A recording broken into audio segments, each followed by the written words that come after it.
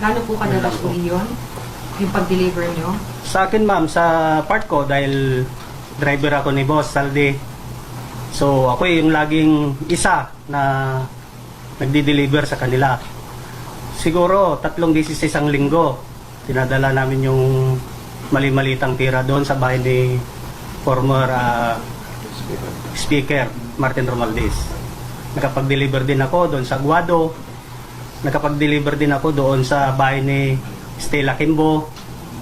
Nakapag-deliver din po ako doon sa bahay ni former Senator Trillanes. Yun po yung participation ko bilang driver ni Kong Saldico. Yung kay Trillanes po, anong dineliver nyo? Ang dineliver doon isang paper bag. At ang nagdala po doon ay ni boss na si Mark Tiksay. Ba't alam niyo pong pera?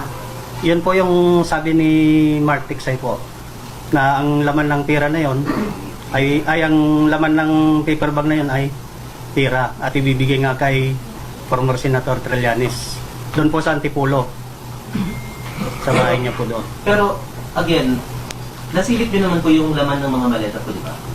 Or kay Mr. Tiksay lang po kayo nakikipag-call? Alam namin sir na pera yung laman noon dahil pag bago nila namin i-deliver yon, binibilang muna po yon.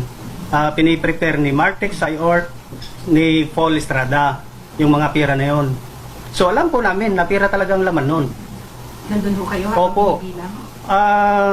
Although nandun sila sa taas po ng bahay ni Boss Saldi, pero alam namin na yun talaga ang ginagawa nila.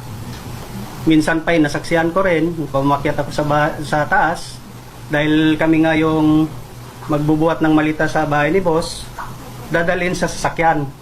So nakita ko, yung ibang kasama ko, na binibilang ni Paul Estrada or si Mark Tiksay.